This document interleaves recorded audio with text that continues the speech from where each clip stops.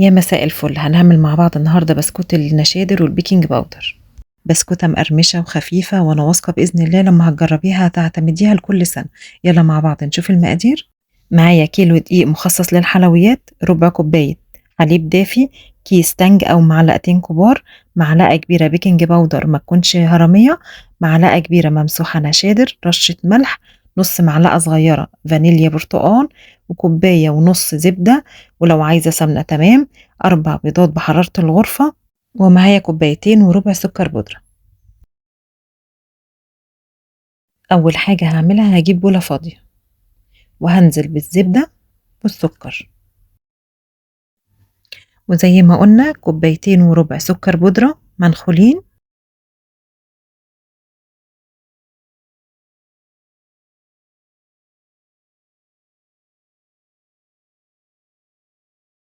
ويفضل ان انتي تطحني السكر في البيت احسن لان اللي بره بيبقى او الجاهز بيبقى عليه نسبة نشا. وكوباية ونص زبدة. عايزة تعرفي الزبدة هي بتيجي طبعا القالب بيجي على بعضه. انتي بتعملي ايه؟ بتاخدي مثلا قطعة منها وتبتدي تسيحيها وتعايريها بالكوباية وبعد كده تسيبيها في التلاجة تجمد ويبقى معاكي كوباية ونص، يبقى انت كده عرفتي المقدار الصح. عايزة سمنة تمام مفيش مشكلة، عايزة سمنة على زبدة مفيش مشكلة، انت وامكانياتك او انت وراحتك.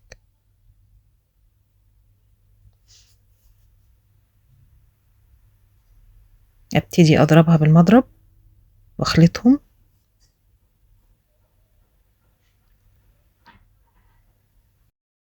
وبالراحة وانت بتضربيها لان الزبدة بتبقى لسه ساقعة. اخلط الزبدة والسكر كويس قوي وبالراحة عشان السكر ما يطيرش بره.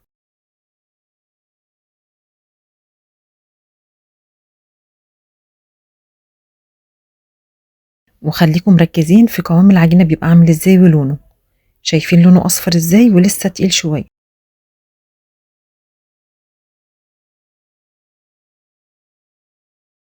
اللون والقوام اختلفوا شوية عن الاول،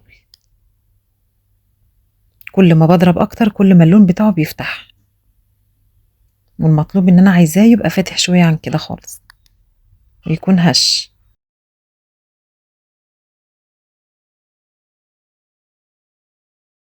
شايفين اللون عامل ازاي؟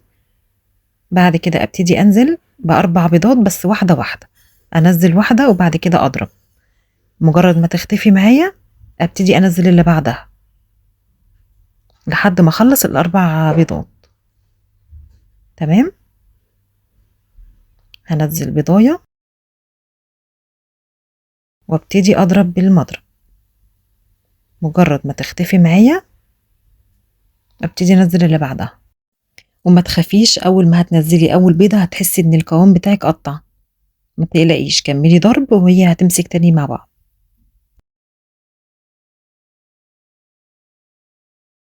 كده اختفت معايا ابتدي انزل اللي بعدها.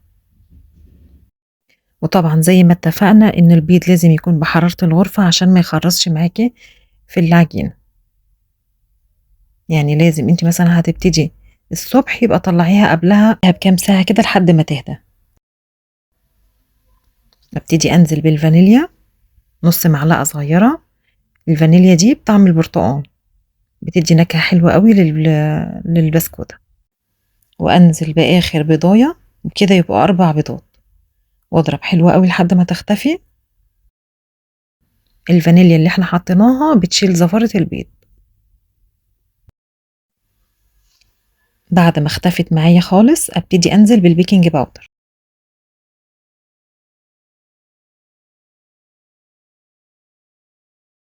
البيكنج باودر معايا هيكون معلقة كبيرة مليانة لكن مش هرمية، يعني مش مليانة قوي. تمام،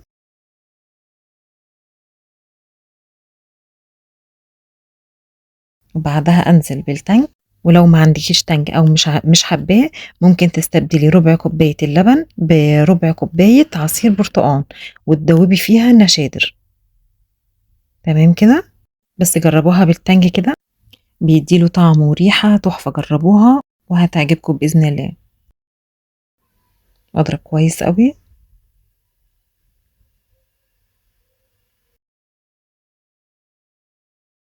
ومعايا ربع كوباية لبن دافي. هبتدي احط عليها النشادر. النشادر ما ينزلش ابدا لوحده كده، لازم تقلبيه كويس قوي وتخلطيه في اللبن عشان يدوب معاه. وابتدي واحدة واحدة كده اقلبها، هيبتدي قوام اللبن يختلف ويفور معايا. والنشادر طبعا هتلاقوها موجودة عند اي عطار او مستلزمات الحلويات.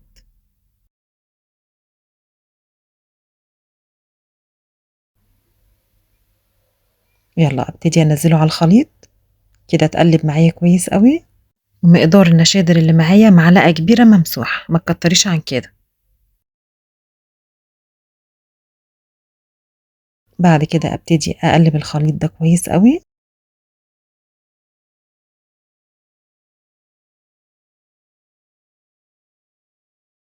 القوام معايا ناعم قوي، هش قوي، كأني بضرب في كريم شانتيه.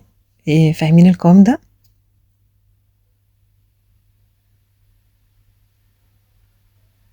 من كتر ما هو هش قوي. ومعايا ذرة الملح، هبتدي انزلها، او رشة الملح هبتدي انزلها على الدقيق واقلب ده كويس قوي.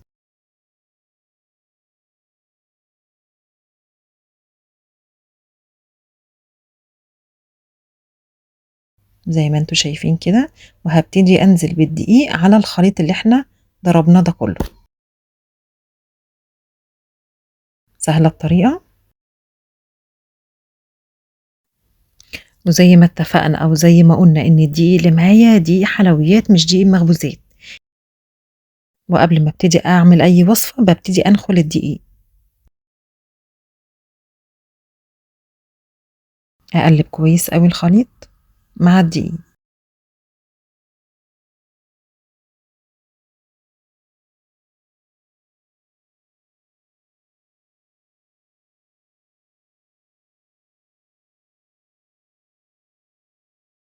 القوام كريمي قوي وحلو قوي، حتى وانتي شغالة فيه كده وبتقلبي خفيف قوي.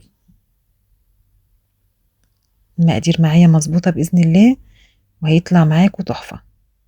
ابتدي انزل بإيدي كده واقلب المكونات كلها لحد ما الدقيق معايا يختفي خالص. وانتي بتقلبي ما تعجنيش، يعني قلبي، هاتي اللي فوق تحت واللي تحت فوق كده، قلبي لحد ما الدقيق خالص يختفي، زي ما احنا شايفين كده مع بعض.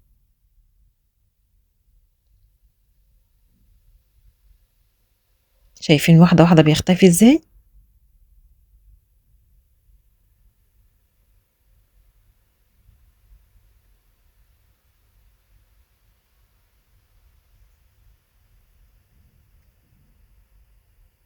لحد ما يبقى معايا بالشكل ده. شايفين العجينة عاملة ازاي، طرية قوي، ناعمة قوي، ومظبوطة معايا وزي الفل. والحلو فيها ان هي عجينة متماسكة ومش بتلزق في الايد خالص زي ما انتوا شايفين كده. شايفين الملمس بتاعها.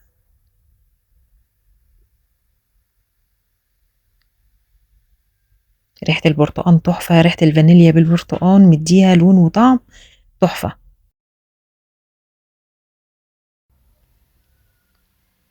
ملمسها جميل وناعم قوي ما شاء الله. يلا نبتدي بقى نجهز المكنة والصينية معايا. يلا بينا. وطبعا المقص هحتاجه عشان اقص بيه العجينة من المكنة، لو عايزة تقصيه بايدك كده تمام مفيش مشكلة. هاخد قطعة عجينة وابتدي انزلها في المكنة واشغل المكنة، واي وش انت بتحبيه حطيه، يعني ما ترتبطيش بوش معين او بشكل معين. ابتدي واحدة واحدة كده قدامكم، والطول اللي تحبيه. شايفين الشكل معاكم عامل ازاي. وابتدي انزل ارصه على الصينية. يلا نعمل واحدة كمان.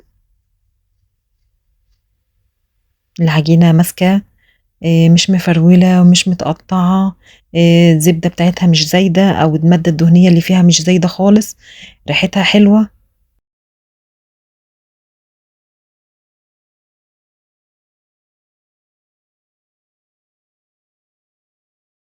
شايفينها طالعة معاكم عاملة ازاي. مش بتتفرفت ولا بتتقطع خالص لوحدها،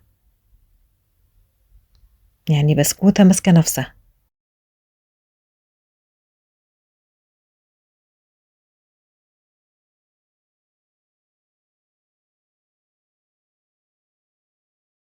هيبقى شكلها حلو لو أنتِ حاولتِ تخلّي كلّه مقاس واحد.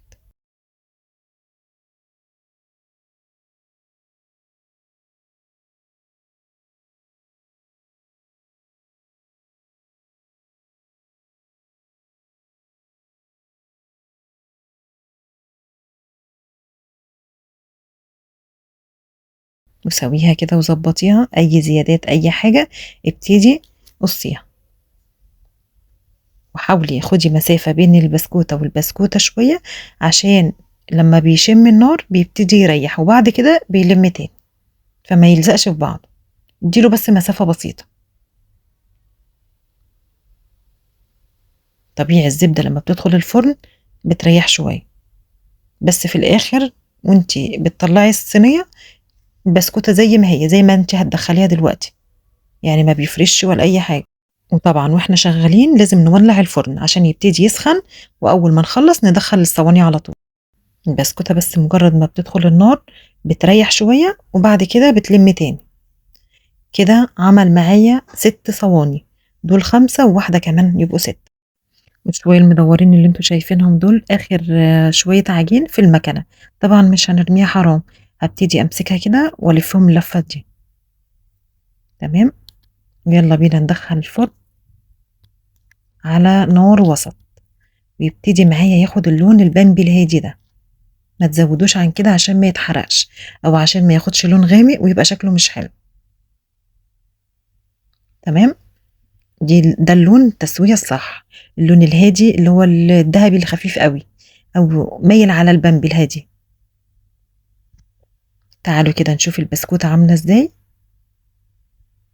طالعة معايا هشة، خفيفة، مقرمشة، مضبوطة أوي، ما شاء الله، شايفينها بتتكسر إزاي؟ والله أحلى من الجاهز، طبعًا غير الطعم والنضافة، مش هاتكلم فيها، شايفينها مقرمشة إزاي وخفيفة إزاي، وواخدة لون حلو من تحت ومن فوق، ما تحاولوش تعلّوا النار عليها عشان تاخد لون حلو، وما توطّوش أوي برضه، يعني خلّي النار معاكم وسط، وبُصّي عليها على طول وقلّبي. مقدار الكيلو معايا عمل 6 صواني، ودي الكمية اللي طلعت من الكيلو، طالع معايا زي الفل. أتمنى إن أنتم تجربوها، وأتمنى إن الفيديو يكون عجبكم، وصحة وعافية للي يجرب، وأتمنى اللي لسه ما اشتركش في القناة يشترك ويفعل زر الجرس عشان يوصلكوا كل جديد، وسلام.